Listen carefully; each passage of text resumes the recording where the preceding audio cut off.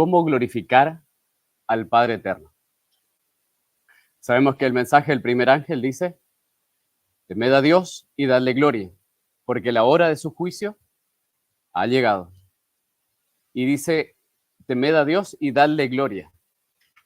Y muchas veces nos preguntamos, bueno, pero ¿qué es darle gloria a Dios? En forma práctica, porque muchas veces sí podemos decir, bueno, gloria a Dios.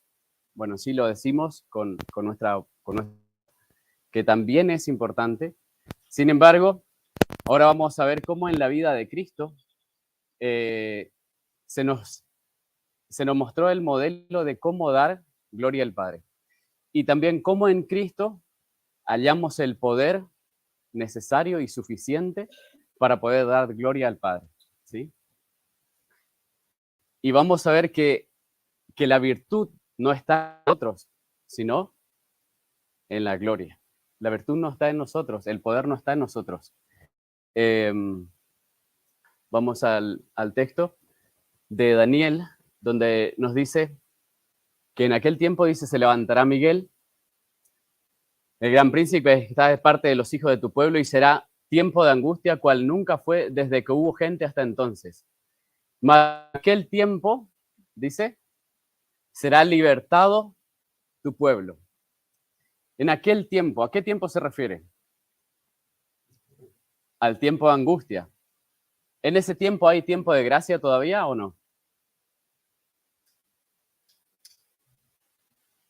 Unos dicen sí, otros dicen no. Interesante. En aquel tiempo.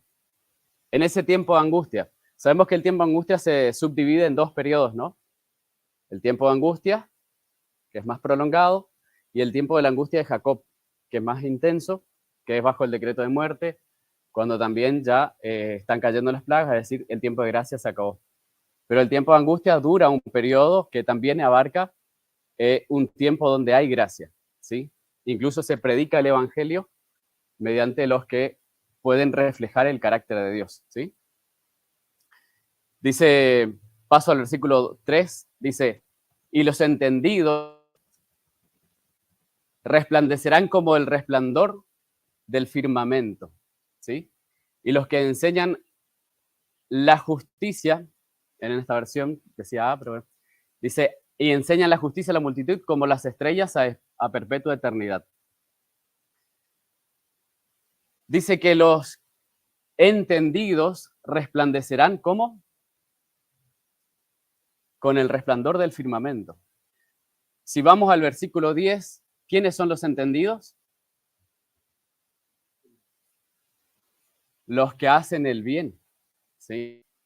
Pero esa capacidad de hacer el bien, sabiendo que nosotros tenemos una tendencia continua, una tendencia natural por nuestro primer nacimiento biológico, tenemos una tendencia natural ¿a qué? ¿A lo bueno o a lo malo?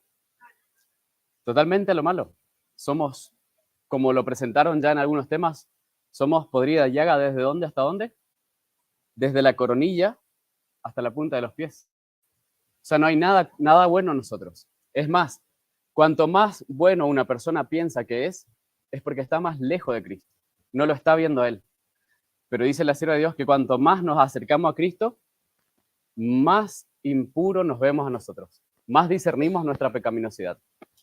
Porque dice, ninguno tenga más alto concepto de sí mismo que el que debe tener. Y tenemos un concepto alto cuando estamos lejos de Cristo. Nos creemos mejores o más santos, pero es porque estamos lejos del Señor. Pasamos a lo siguiente. La pregunta también es, ¿libertados de qué? Y vamos a ver acá tres cosas de las cuales debemos ser libertados. Pero la pregunta es, ¿podemos ser libertados sin lucha? ¿O hay lucha en nosotros para poder ser libertados? Vamos a ver el siguiente. La palabra dice, al que venciere, yo le daré que se siente conmigo en mi trono, así como yo he vencido.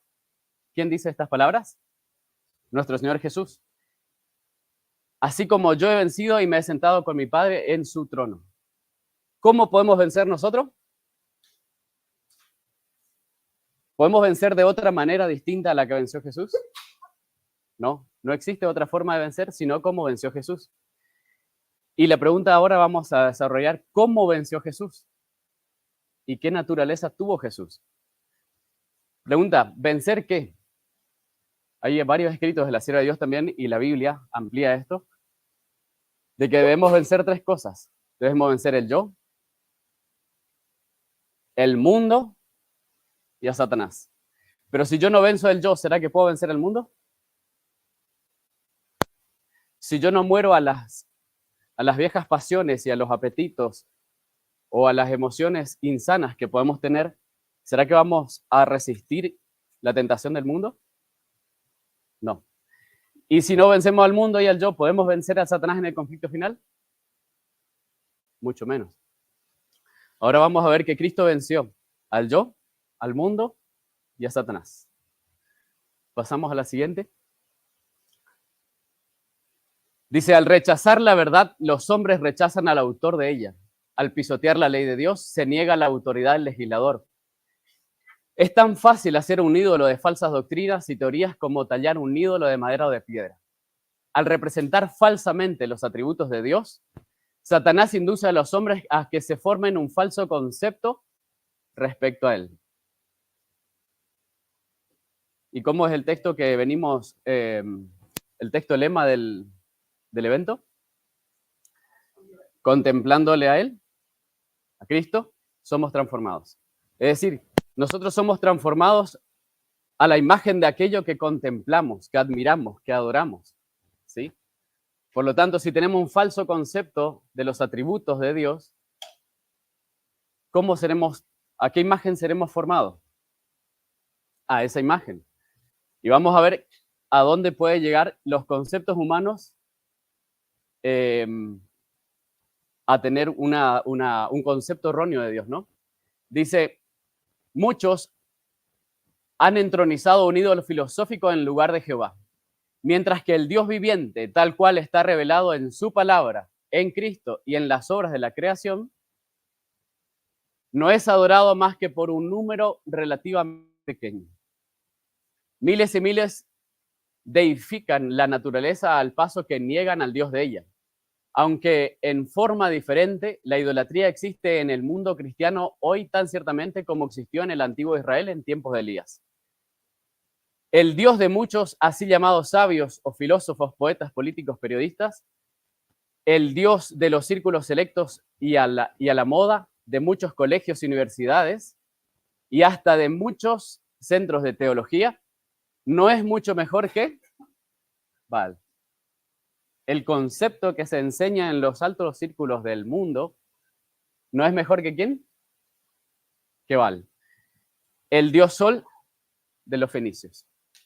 O sea que el concepto que muchos cristianos podemos haber tenido o quizás aún tenemos de Dios, de Jehová, ¿cuál es? No es mejor ese concepto que el concepto que tenían los fenicios de su dios Sol, Baal. ¿Sí? Pasamos a lo siguiente. Vamos a ver este misterio que se nos ha revelado en Cristo. ¿Por qué misterio? Vamos a ver la experiencia que tuvo Moisés. Dice, y le apareció el ángel de Jehová.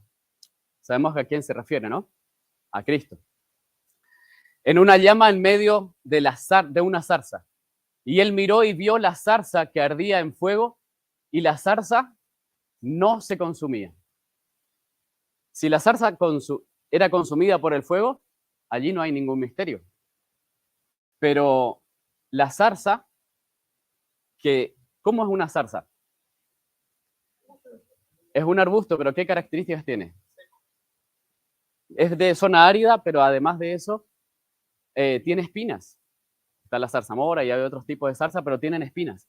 Y las espinas, veíamos uno de los temas que han presentado, era un efecto de ¿qué? Del pecado, ¿sí?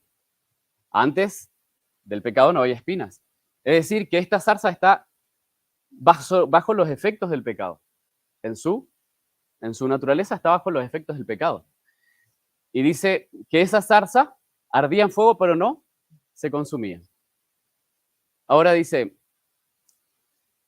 y viendo, bueno, y Moisés se preguntaba, y Moisés dijo, iré yo ahora y veré esta gran visión, ¿por qué causa la zarza no se quema?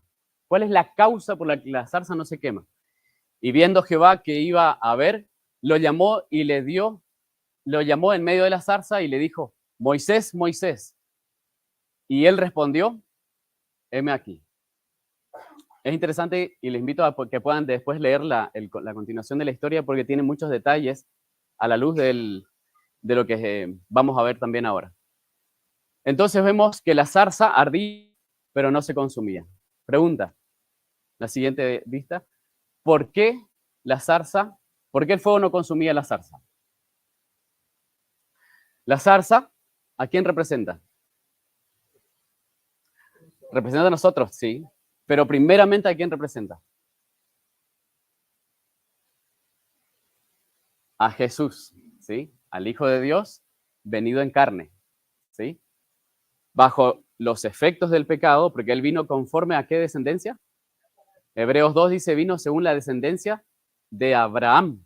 Y Abraham ya tenía la descendencia de Abraham ya tenía varios siglos bajo los efectos del pecado. Cristo vino no para socorrer a los ángeles, sino que tomó la naturaleza de la ascendencia de Abraham.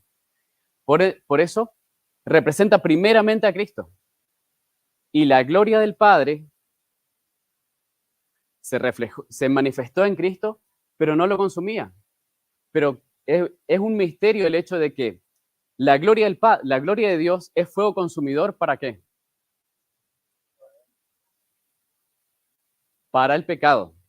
No primeramente para el pecado, sino primeramente para el pecador. En otra fase sí ahí es para el pecador, pero primeramente es para el pecado. Ahora, esa zarza ardía, tenía los efectos del pecado, pero no se consumía. Y eso es un misterio. ¿Cómo es que la gloria de Dios no consumía a esa zarza? Ahora vamos a ver un hecho interesante. Bueno, dice Conflicto de los Siglos, dice, el pecado es un intruso y no hay razón que pueda explicar su presencia. Es algo misterioso e inexplicable. Excusarlo equivaldría a defenderlo. Si se pudiera encontrar alguna causa en favor o señalar a su favor o señalar la causa de su existencia, dejaría de ser pecado. La única definición del pecado es la que da la palabra de Dios. ¿Cuál es? Que es transgresión de la ley de Dios. ¿La ley de Dios qué es? Es la transcripción o es el reflejo del carácter de Dios. ¿Sí? Entonces, y la ley de Dios quebrantada, eso es ir en contra de los principios de la ley de Dios, eso es pecado. Ahora dice, es la manifestación de un principio en pugna con la gran ley de amor que es el fundamento del gobierno divino. O sea, el pecado no son las tendencias o la inclinación la cual nosotros recibimos por herencia. Nosotros heredamos inclinaciones al mal. Eso lo traemos por herencia de nuestro nacimiento natural. Pero ahora la pregunta es, ¿Cristo tuvo esa misma naturaleza? ¿Podía tener inclinaciones al mal?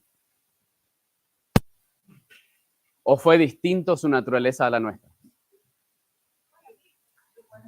Sí, el concepto católico es que María fue una creación distinta, por eso la Inmaculada Concepción, el 8 de diciembre, es una creación distinta y en virtud de eso, Cristo tiene una naturaleza distinta a la nuestra. Pero la Biblia dice que vino primero en semejanza de carne, de pecado. Tomó la naturaleza de la descendencia de Abraham, dice la versión Peshita en Hebreos 2. La versión Reina Valera dice, vino a socorrer a la descendencia de Abraham. Y Cristo, ahora la pregunta es, ¿hubo manifestación externa en Cristo de un principio en pugna con la ley de Dios? De ninguna manera. Él fue tentado en todo, pero sin pecado.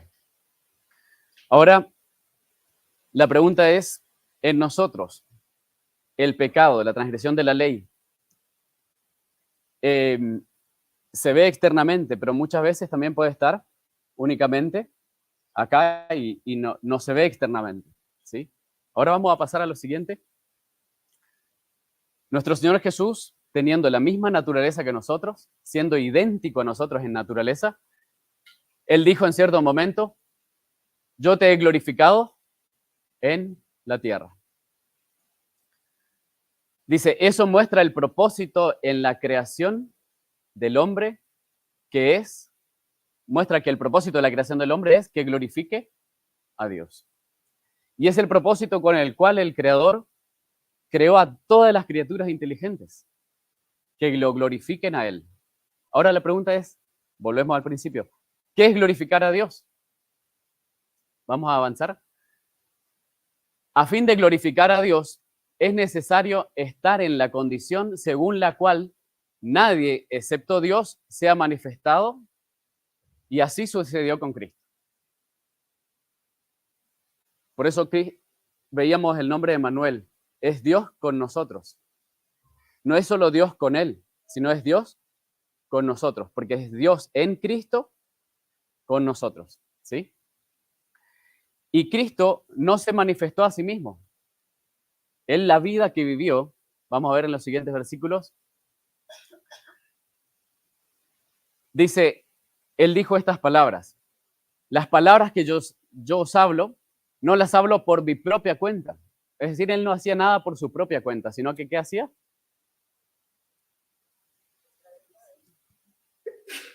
Decía, el Padre que mora en mí, Él hace las obras, ¿sí?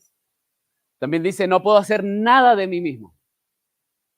Nada es absolutamente nada. Él no hacía nada de sí mismo, sino que, y dice también, nadie puede venir a mí si el Padre que me envió no lo atrae. Después vamos a ver que también Cristo dice, a todos los atraeré a mí mismo. Pero ¿mediante quiénes? Cristo en nosotros atrae, ¿sí? El Padre morando en Cristo nos atrajo a Él, ¿sí? El Padre manifestado en Cristo, el carácter del Padre manifestado en su Hijo, nos atrajo a Él. Y ahora Cristo morando en sus hijos nos atrae a Él, ¿sí? Dice, el que me ha visto a mí, ¿ha visto a quién? Es decir, la vida que vivió Cristo es la vida de quién? Es la vida del Padre. Ahora dice, ¿cómo pues dices tú, muéstranos al Padre? También dice, el que habla por su propia cuenta, busca la gloria de quién? Su propia gloria. El que habla de sí mismo, las cosas propias, suyas, y para gloria propia, está buscando no la gloria de Dios, sino su propia gloria. Y ese es el pensar de quién? Es el pensar de Satanás. Buscar su propia gloria, atraer así la atención. ¿Sí? ¿No es esa acaso la tendencia natural de todo ser humano? Desde niño se manifiesta. Si no le atendés, no le das los gustos, hace algún berrinche, alguna cosa, porque quiere atender captar la atención hacia el mismo. Es nuestra tendencia natural. Es la mente, es la forma de pensar con la cual todos venimos a este mundo. ¿Sí? Es la mente carnal, es la mente del yo. ¿Sí? Y es a esa mente a la cual nosotros debemos morir. Esa es la mente que debe ser extirpada de nosotros. ¿Y qué dice Filipenses? Haya pues en ustedes, Reina Valera dice sentir. En la Pellita, por ejemplo, dice modo de pensar. En otras versiones dice, haya pues en ustedes la misma mente. ¿Sí? La misma mente que hubo en Cristo Jesús. ¿Cuándo hubo esa forma de pensar? Antes de venir. Dice, porque siendo igual a Dios, no estimó el ser igual a Dios como algo al que aferrarse, sino que se despojó de sí mismo, tomando forma de siervo, y aún estando en la condición de hombre, dice que hizo, se humilló. Es decir, en la eternidad pasada, estando en la condición de Dios, siendo igual a Dios, se despojó. ¿Por qué? Porque tenía esa forma de pensar. ¿Cuál era su forma de pensar? Lo que le movió a él fue buscar la gloria de su padre, que había sido difamado por Satanás, el mentiroso. Y también, ¿qué más? ¿Qué más le movió? El amor a nosotros. O sea, y eso es los principios de la ley de Dios. Amor a Dios, al Padre, y amor al prójimo. No pensó en él. ¿Cristo podía pecar? Sí. ¿Y si pecaba, qué podía pasar? Se perdía. Es decir, la sierva de Dios también dice que todo pendía de un hilo. O sea, el Hijo de Dios podía perderse para siempre. ¿Y qué ganaba él con eso? Por eso estaba todo en juego.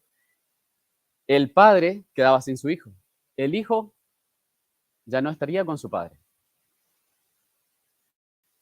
Ahora, él corrió todo ese riesgo,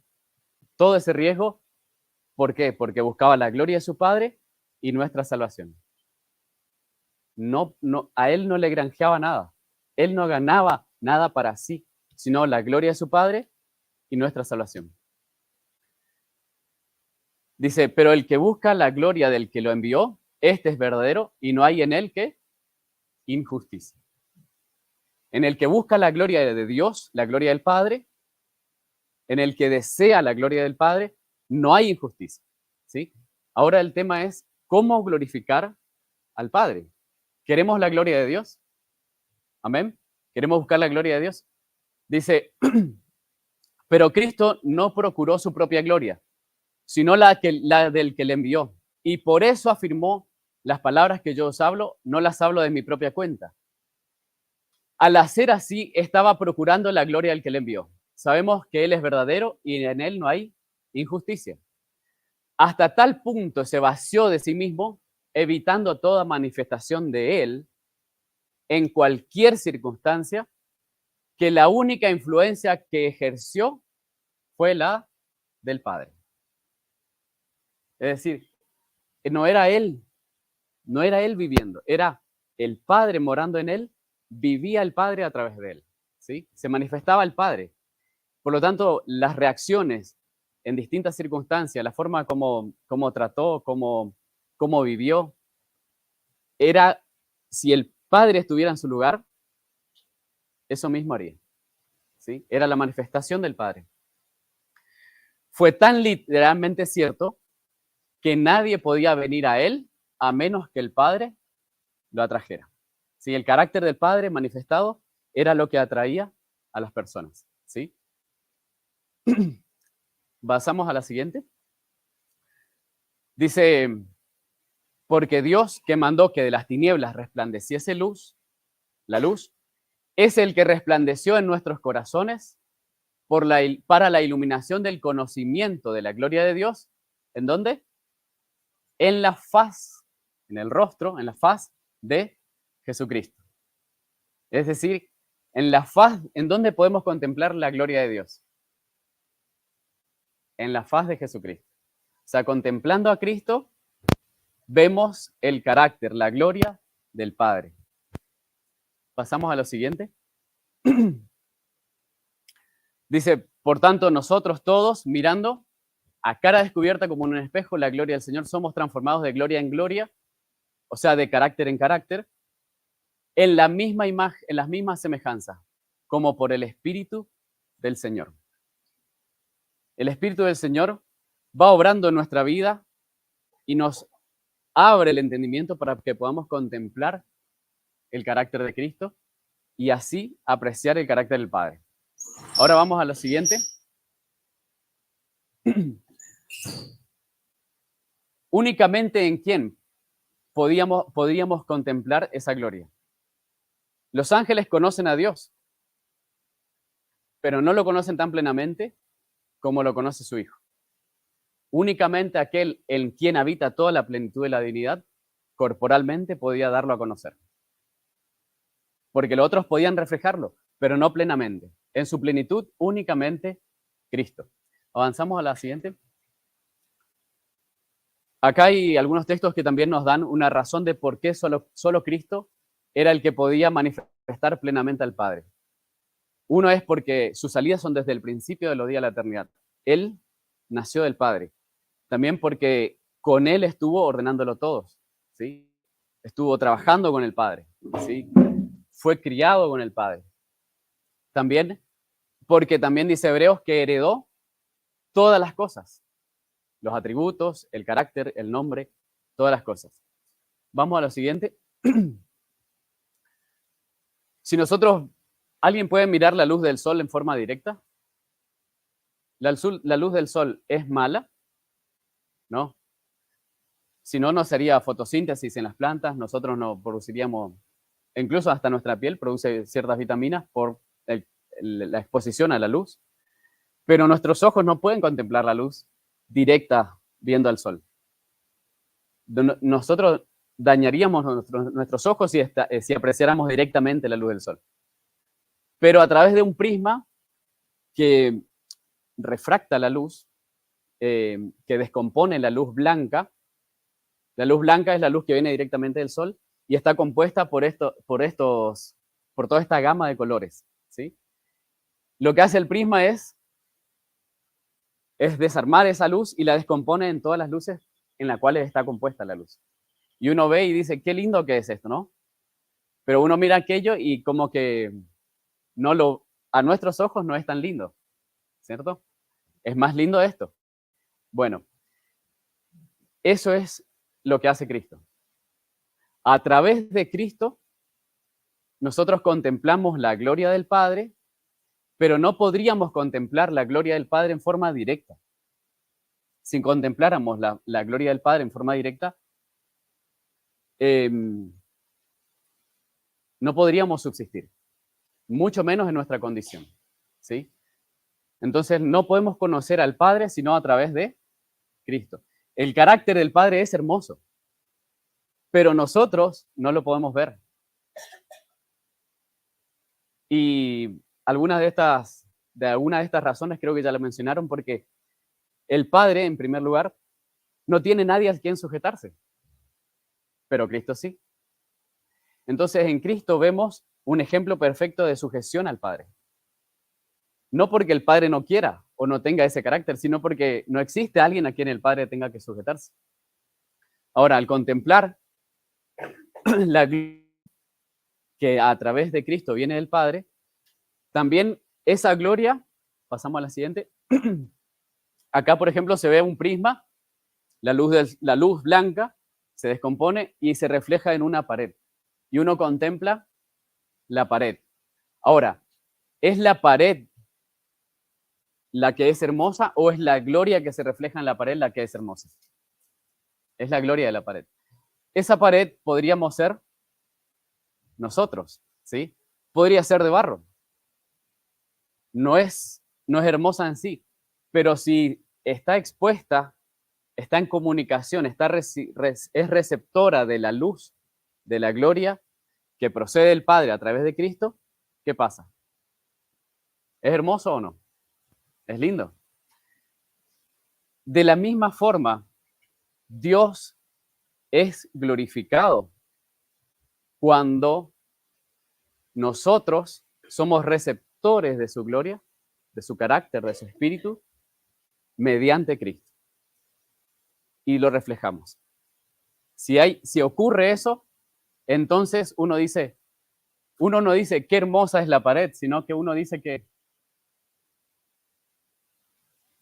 ¿cómo? Qué hermosa es la luz, pero a su vez esa luz tiene un origen y es la fuente de todo. ¿Quién es la fuente de todo? El Padre. Vemos la siguiente. ¿Será que tiene algo que ver con el pacto eterno? Con el ángel del pacto, que es quien refleja el carácter de su Padre, quien nos manifiesta el carácter del Padre. Es por eso que nuestra necesidad de contemplar a Cristo es constante y es urgente. Nosotros somos, dice la sierva de Dios en un escrito, dice, no lo puse por cuestión de tiempo, dice, somos transformados cada hora, cada día, cada mes. O sea, somos transformados en forma constante. Muchas veces decimos, bueno, con el tiempo vamos a ir cambiando. Sí, la santificación es progresiva. Entonces, con el tiempo vamos a ir. Pero, ¿qué es lo que bloquea o impide o ralentiza la obra de la santificación en nosotros? Es nuestra incredulidad. Y es porque no contemplamos a Cristo. Estamos quizás contemplándonos a nosotros mismos, o mirando a los hombres, o distraídos en otras cosas. Nuestra necesidad continua es contemplar a Cristo. Y cuanto más contemplamos a Cristo, como lo hizo Juan, más seremos transformados a su semejanza. Gran cosa que quiere hacer Dios en nosotros es transformarnos a la semejanza de su Hijo, de manera que así podamos entonces glorificar a Dios. Y el texto decía, en toda circunstancia. Vamos a ver una circunstancia en la que Cristo, como nosotros, fue tentado, no en la misma forma aún, pero Cristo fue tentado de tal manera que oró y dijo, en Getsemaní, dijo, la hora ha llegado. Y dijo, ¿y qué diré? En Juan 12, 23, si quieren buscar, 23 al 27. Dice, la hora ha llegado para que el Hijo del Hombre sea entregado. Dice, ¿y qué voy a decir? Líbrame de esta hora.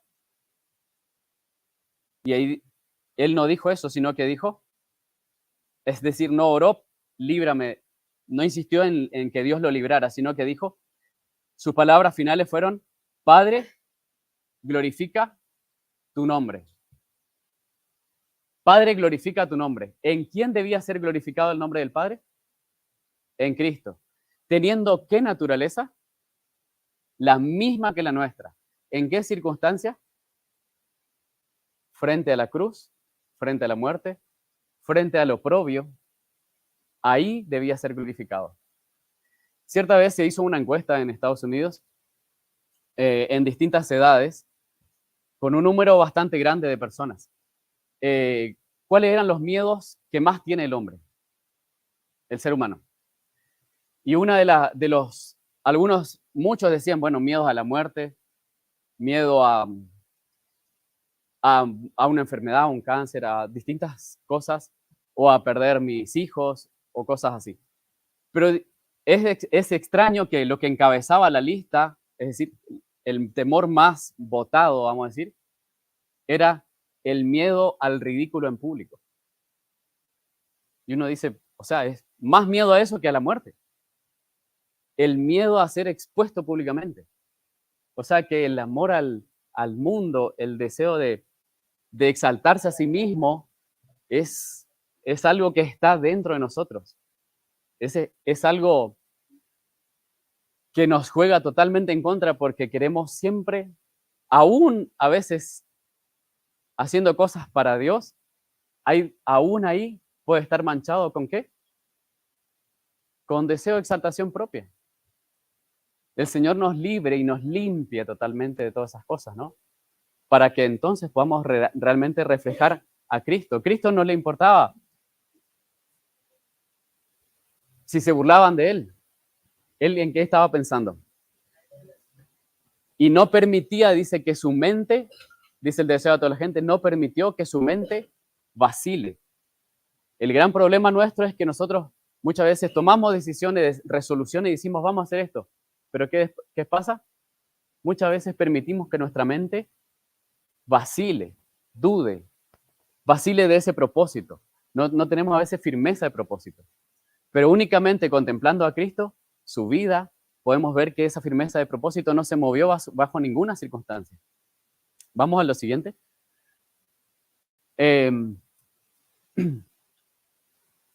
Dice, esto es agua, ¿no?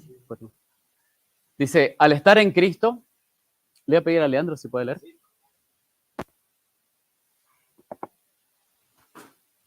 Dice, al estar en Cristo, permanecen abrazados al seno del amor infinito que los llena de sumisión a su voluntad y les permite atesorar el cielo en sus corazones. cristianos con estas virtudes producirán muchos frutos para la gloria de Dios e interpretarán correctamente el carácter divino, cuyos atributos serán manifestados al mundo. Señales de los tiempos, 3 de abril de 1893. Dice, cristianos como estos, con estas virtudes, producirán muchos frutos para la gloria de Dios. ¿En qué es glorificado, según Juan 15? ¿En qué es glorificado el Padre, el labrador? En que llevemos mucho fruto. Esos frutos se manifiestan en el carácter, en la vida. Y dice, e interpretarán correctamente el carácter divino. Qué importante que es interpretar correctamente el carácter de Dios. Y el carácter de Dios se manifestó perfectamente en Cristo, pero a través de muchos de sus siervos también. Por ejemplo, en Oseas.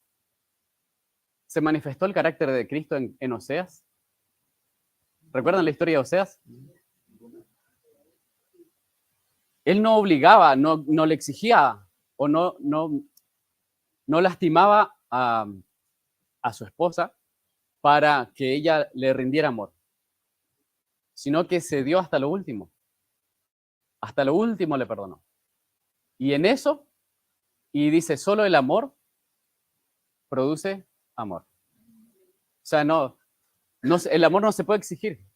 Así también Dios se dio en Cristo hasta lo último, dio todo. Y contemplando ese amor únicamente, todo el tiempo, es como Él produce amor en nosotros, ¿sí? Eso no es natural en nosotros, es en virtud de Él, ¿sí? Dice, ¿y qué pasará entonces? Interpretarán correctamente el carácter divino, cuyos atributos serán manifestados al mundo. Vamos a la siguiente. A la siguiente. Quería plantear esto por el hecho de que hay distintos atributos de Dios, ¿sí? Hay atributos que Él los quiere transmitir a sus criaturas, ¿sí?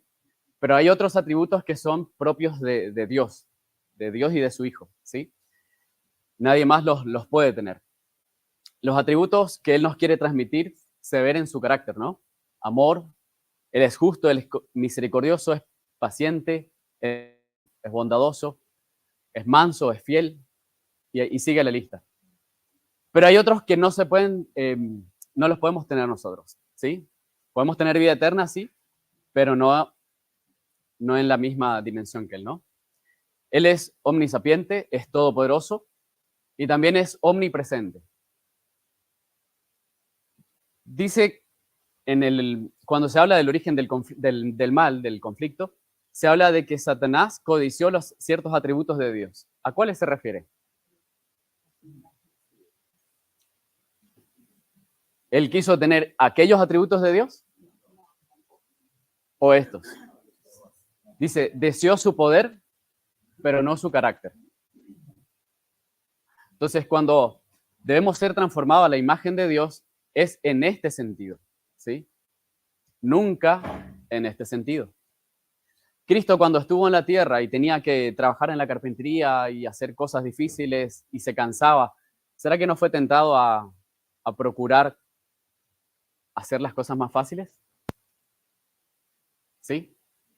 Pero Él vivió la vida como nosotros, ¿sí? Únicamente el poder del Padre, obrando en Él, hacía las obras que el Padre le guiaba a hacer, no según sus propios deseos. Ahora, pasamos a la siguiente. La sierva de Dios menciona varias veces esto, mensaje para jóvenes, palabras de vida del gran maestro. Se menciona que dice, vigila tus pensamientos, porque tus pensamientos determinan tus palabras. Dice, vigila tus palabras porque con el tiempo esto determinan tus acciones. Y dice, vigila tus acciones porque las acciones repetidas con frecuencia, ¿qué pasa? Se transforman en hábitos. Y vigila tus hábitos porque estos determinan tu carácter. Vigila tu carácter porque esto determina tu destino. ¿Sí? Es decir, todo comienza en una parte invisible y después se hace visible, ¿sí?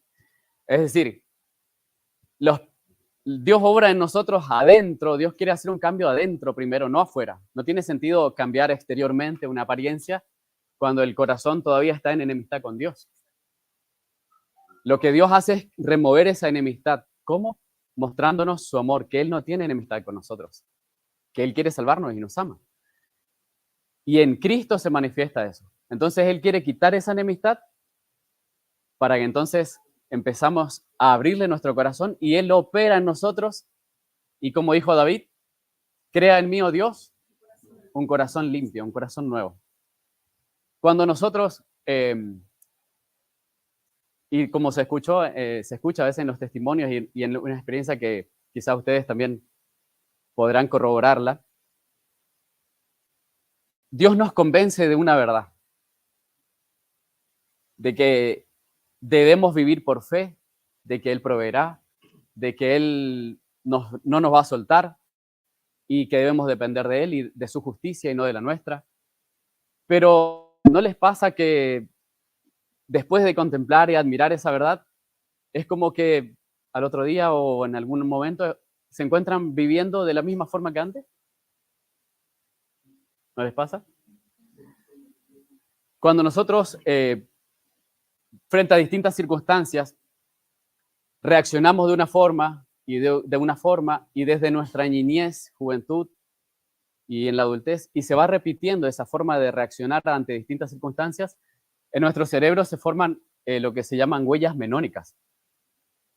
O sea, es un surco en nuestro cerebro donde biológicamente hay más conexiones en esa dirección, y ante una circunstancia en que nuestro cerebro interpreta peligro, amenaza o lo que sea, o el ridículo o lo que sea, una exposición, reacciona de esa forma, tiende a reaccionar de esa forma. Es como que ya resulta natural reaccionar así. Entonces, se forman biológicamente, es como que ya tendemos una tendencia a reaccionar de esa forma, ¿sí? Y eso son también las tendencias cultivadas, ¿sí? Las tendencias que nosotros cultivamos, no solo heredamos, sino que con el repetir de nuestras acciones nosotros cultivamos ciertas tendencias. Y esas, naturalmente, es prácticamente imposible, a cierto nivel, es naturalmente imposible removerlas, ¿sí? Es por eso que literalmente somos creados de nuevo en Cristo Jesús. David, cuando después que pecó, después de su gran pecado, él dijo, la oración de Salmo 59 dijo, crea en mí, oh Dios, un corazón limpio. La palabra vara, la palabra que usa para crear, es la misma palabra que aparece en Génesis. Y nunca se usa en relación a la obra del hombre ni de los ángeles, sino exclusivamente en relación a la obra que Dios hace por su palabra, por su espíritu. En el principio creó vara, creó Dios los cielos y la tierra, porque Él dijo y fue hecho vara. O sea, es la obra que Dios hace. Así también David entendió que únicamente por la palabra de Dios, por su espíritu, podía haber ¿qué? Un corazón nuevo en él. Por eso dijo, crea en mí, oh Dios, un corazón limpio y renueva recto dentro de mí. Vamos a lo siguiente. Es todo un proceso lo que Dios quiere hacer. ¿Y cómo opera Dios en nosotros? Nuestra mente debe ser llena de la palabra de Dios. Si abunda la palabra de Dios, si abunda Cristo en nosotros, todo lo demás va cambiando, ¿sí? Las palabras, las acciones, los hábitos, el carácter. Y eso no es una obra, el cambio del carácter no es una obra de la noche a la mañana. Es un proceso, porque un hábito lleva tiempo cultivarlo. Pero ¿dónde está la urgencia de cambiar? En lo primero, ¿sí? Lo primero, en los pensamientos, la fuente. Y después las corrientes. Si la fuente es impura, no puede haber una corriente pura, ¿no? Vamos a lo siguiente. El Padre morando en Jesús nos atrae a Él. Y ahora, Cristo morando en el creyente nos atrae a Él. ¿Sí?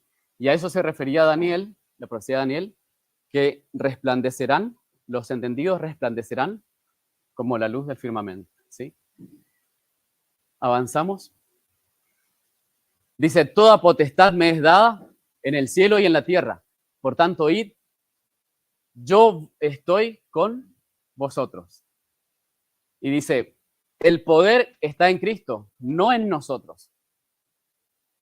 Y el tener el poder significa tener la presencia personal de Cristo en nosotros. Tener la presencia personal de Cristo en nosotros es tener el poder ¿para qué? Primeramente, ¿para vencer qué? El yo. No podemos empezar a vencer a Satanás y el mundo si todavía no vencemos el yo, ¿sí? Por eso Pedro, por ejemplo, dijo, líbrame de mí mismo. Líbrame de mí mismo, porque yo tengo tendencias, yo soy engañoso, es el corazón más que todas las cosas. Incluso, explica el pastor Jones, de que es aún más engañoso que Satanás, porque Satanás no está todo el tiempo para engañarnos y tentarnos, sino que, pero nosotros sí estamos continuamente con nuestra mente, ¿no? Y nuestras tendencias hacia el mal. Incluso, si uno lee historias de la Biblia, por ejemplo, Jueces, el otro día comentábamos Jueces, la historia que sigue a lo de Sansón, 19, 20, 16, 17, de Micaías, un hombre que religioso, pero ¿qué hizo?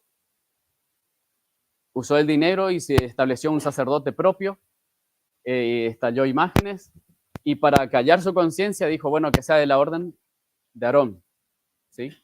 Para en algo que se parezca al modelo correcto, pero su propia religión, ¿sí? O sea, podemos tener nuestra propia religión y en algunas cosas estamos conformes a la Escritura y en algunas cosas no. Por eso debemos pedirle al Señor que nos manifieste su verdad como es en Cristo Jesús, para que seamos librados de todo falso concepto, de toda falsa religión. Vamos a lo siguiente. Dale, gracias. Dice, para aquel que se goza por recibir sin merecerlo, para el que siente que nunca podrá compensar un amor como ese, para el que desecha todo pensamiento de incredulidad y acude como un niñito a los pies de Jesús, todos los tesoros del amor eterno son para él un don gratuito permanente. Esto lo escribió la sierva de Dios. Dice, ¿para quién son todo ese don gratuito permanente? Para aquel que se goza en recibir sin merecerlo. No queriendo dar algo a cambio a Dios en el sentido de quiero ganarme su gracia, sino aquel que reconoce que no merece y por fe recibe y se alegra en recibir siendo consciente de que no merezco. Para aquel que siente que nunca podrá compensar un amor como ese. ¿Sentimos eso? ¿De alguna forma podríamos compensar nosotros el amor de Dios? ¿No? Y entonces es para nosotros ese amor. Y dice, para el que desecha todo pensamiento de incredulidad y acude como un niñito a los pies de Jesús. O sea, debemos ir con fe a Jesús, como un niñito. Y por eso me gustó mucho también la experiencia que comentó el pastor el otro día de Enoc, que hubo un antes y un después desde que tuvo un hijo. Hubo un antes y un después en su experiencia con Dios, ¿no? Como que pudo apreciar más el amor paternal de Dios, ¿sí? Y así también nosotros debemos aprender en ese sentido de los niños y confiar plenamente en nuestro Padre Celestial. Amén. Amén. Vamos a la siguiente. Pasamos eso. Dice, porque yo soy tu Dios que te sostiene de tu mano derecha y te dice, no temas, yo te ayudo. Dice, permitidle que sostenga vuestra mano. Y dice, esto lo escribió, no sé si Elena White o Jones, dice, sin embargo, la obra será abreviada en justicia. Esto lo escribió la sierva de Dios. Jones lo está citando. Sin embargo, la obra será abreviada en justicia. El mensaje de la justicia de Cristo resonará de un extremo de la tierra hasta el otro para preparar el camino del Señor. La obra de Dios es la que la gloria de Dios, perdón, es la que termina la obra del tercer ángel. Esto es una profecía de que la obra de Dios, perdón, sí, pero al principio, la obra, ¿qué obra? La obra será abreviada en justicia. ¿Qué obra? La obra de el mensaje de Apocalipsis 18, ¿sí? Y la del tercer ángel, porque Apocalipsis 18 le da fuerza al mensaje del tercer ángel. Esa obra de alumbrar la tierra con la gloria de Dios, dice, será abreviada, o sea, acotada en justicia. Y dice, el mensaje de la justicia de Cristo resonará de un extremo de la tierra hasta el otro para preparar el camino del Señor. La gloria de Dios es la que termina la obra del mensaje del tercer ángel. Es decir, pero para poder dar, primero debemos apropiarnos, ¿sí? Dice el conflicto de los siglos, en el capítulo La única salvaguarda, dice, el primer y gran deber de toda criatura racional es escudriñar la escritura, buscar la verdad en las escrituras, dice, por sí mismo, andar en la luz recibida y dar a otros. Ese es el deber. Tres cosas, ahí se resume el deber más alto, dice, de toda criatura inteligente. Buscar la verdad en las escrituras, andar en la luz y darla. Lo demás en los que nos ocupemos debe estar dirigido a esa prioridad, ¿cierto? Bien, avanzamos. En lo anterior. Esa obra, para poder hacer esa obra, necesito conocer el carácter de Dios correctamente, o como decía el texto, interpretar el carácter de Dios de forma correcta. Somos transformados a imagen de lo que contemplamos. Por eso, seamos muy prudentes, oremos mucho, dejemos que el Señor nos enseñe como a niños cuál es su carácter. No hagamos, como decía en el conflicto de los siglos, que muchos idolatran una idea filosófica acerca de Dios, ¿sí? Un concepto erróneo acerca de Dios, sino que estemos dispuestos, como Cristo, a despojarnos del yo, de nuestras ideas, por más que sean queridas, acariciadas por mucho tiempo, o por más que sean populares, estemos dispuestos a soltar nuestras ideas, para que Dios se revele en Cristo a nosotros. Amén. Avancemos a la otra. Dice, Dios manifestado en la carne, y esto va en relación a lo que veíamos también al principio de la zarza ardiente. Dios manifestado en carne pecaminosa, es el misterio de Dios. Porque Dios manifestado en Adán antes de caer, no sería un misterio. ¿Qué misterio habría en que Dios se manifieste en carne impecable? Ninguno. Pero Dios manifestado en carne pecaminosa, ese es el misterio de Dios. ¿Cómo es que Dios mora en un hombre pecador y no lo consume? No es Dios manifestado en carne impecable, sino en carne pecaminosa. Eso significa que Dios morará hoy de tal modo en nuestra carne pecaminosa que aunque se trate de carne de pecado, su pecaminosidad no va a sentirse o notarse. Es decir, en nuestra vida no tiene que haber, si mora Cristo totalmente en nosotros, no debe haber nada de manifestación de ¿qué? De esa pecaminosidad, ¿sí? De la maldad. No debe haber manifestación de eso. Dice, ni sentirse ni notarse, ni ejercerá influencia alguna sobre los demás. ¿Pero qué tiene que haber ahí?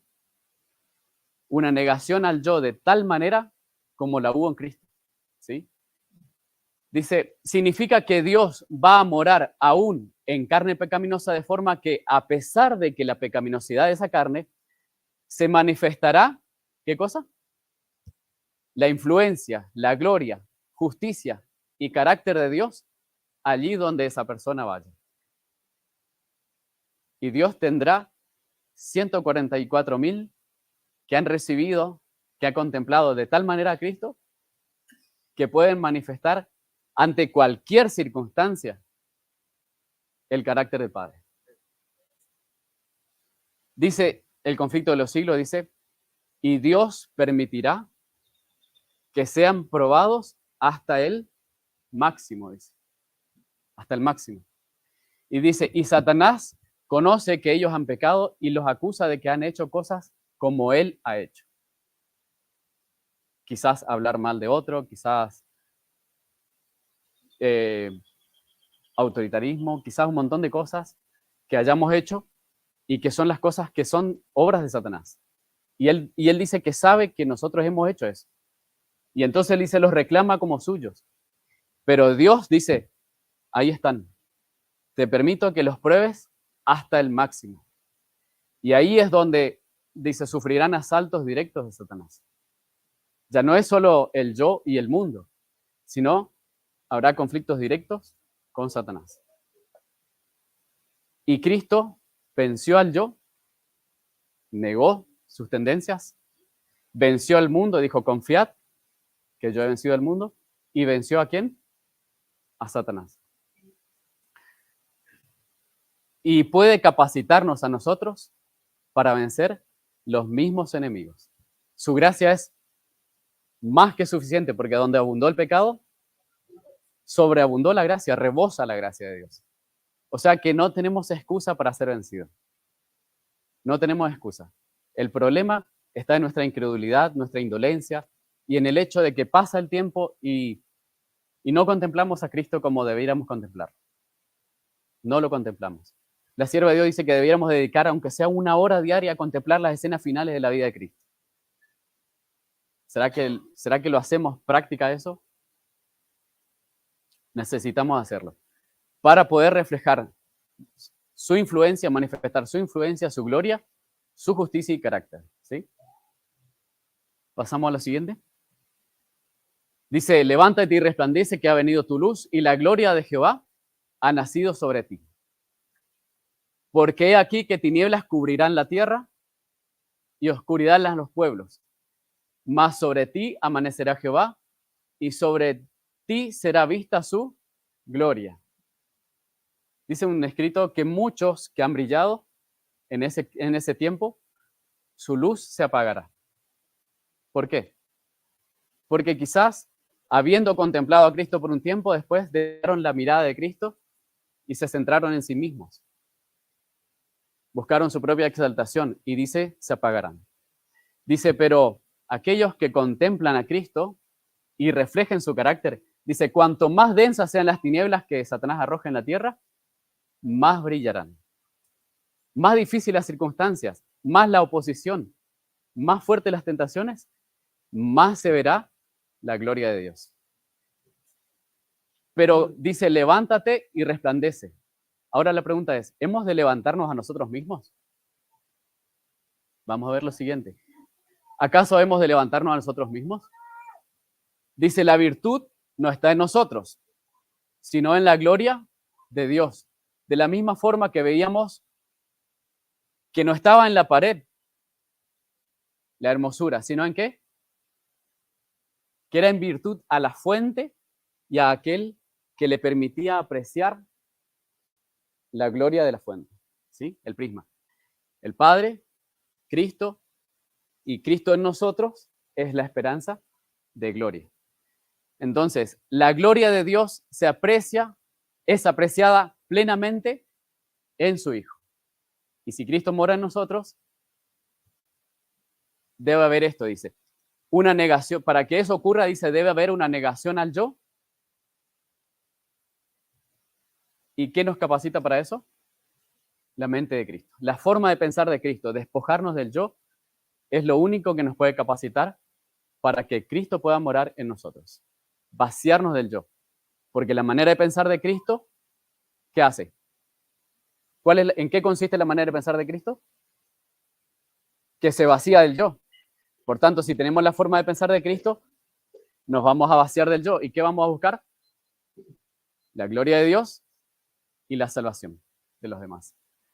Y eso dice, serán los únicos 2 móviles del pueblo de Dios. que subsista en el tiempo final. No le va a importar si les confiscan sus propiedades, si lo difaman públicamente, si violentan su cuerpo. No les va a afectar eso, porque en su mente va a haber solo dos motivos: buscar la gloria del Padre y la salvación. Dice, darán mensajes con lágrimas a las personas. ¿Será que hoy hacemos eso? Creo que nos falta mucho contemplar a Dios. Nos falta mucho contemplar a Dios. Eso es lo que nos enseña Filipenses 2, ¿no? Entonces, avanzamos a lo siguiente. Bueno, dice, es privilegio de cada uno que apreciemos el sacrificio mediante el cual ha sido posible que Dios nos comprara para poder manifestar su gracia. Pero cuando uno compra algo, porque muchos pensamos quizás, ¿será que Dios me acepta así como estoy? Como estoy hoy. Si yo hice esto y me siento indigno. Me gustó mucho lo que dice el libro Cristo y su justicia. Dice, si uno va a la tienda y compra algo, ¿por qué lo compra? Porque estoy interesado en ese objeto. Si no, no lo compro. Segundo, yo voy y pago ya por ese objeto. ¿Será que una vez que pago digo, no lo quiero y lo dejo? ¿Alguien es tan tonto como para hacerlo? Creo que nadie, ¿no? Pagar por algo y luego dejarlo. Dios nos compró con la sangre de su Hijo. ¿Por qué nos compró? Porque está interesado en nosotros. Nos quiere, nos anhela para Él. Y si pagó el precio, ¿será que nos va a dejar? Él no nos va a dejar. Está interesado en nosotros, pagó el precio. ¿Qué precio? La vida de su Hijo. ¿Será que Dios no nos desea? El Señor nos anhela. Y anhela que nosotros no le robemos lo que ya Él compró. ¿Sí? Por lo tanto, entreguémonos completamente a Dios y contemplemos a Cristo cada día y exhortémonos unos a otros a que contemplemos a Cristo, para que entonces la gloria de nuestro Dios pueda reflejarse en cada uno de nosotros. Amén. Oramos. Padre eterno que estás en los cielos, nos dirigimos, Señor, a ti, mediante tu Hijo Jesucristo, que es nuestro mediador, nuestro intercesor, nuestro sacerdote para siempre, Padre. Gracias, Padre, por el don de la vida que tú nos concedes un día más. Gracias por extendernos el tiempo de gracia, en el cual tú estás anhelando recibirnos, Señor, con brazos abiertos mediante tu Hijo, así como estamos en nuestra condición pecaminosa, y quieres manifestarnos esa gracia, Señor omnipotente, que puede transformar nuestras vidas, Señor, a la semejanza de tu Hijo, Señor, para que no busquemos nuestra propia gloria y así perezcamos en nuestros pecados, sino para que reflejemos tu gloria y así seamos aptos para la vida eterna, Padre. Queremos pedirte que bendigas a cada uno de los presentes y a cada uno de nuestros hermanos, Señor, que tú nos permites relacionarnos. Danos tu Espíritu Santo, Padre, y enséñanos a reflejar el carácter de Cristo, enséñanos a contemplarlo, a poner esa prioridad en nuestra vida, Señor, de contemplar la vida de tu Hijo, Señor. Te pedimos todos estos favores sin merecerlos, en el nombre de Jesús. Amén.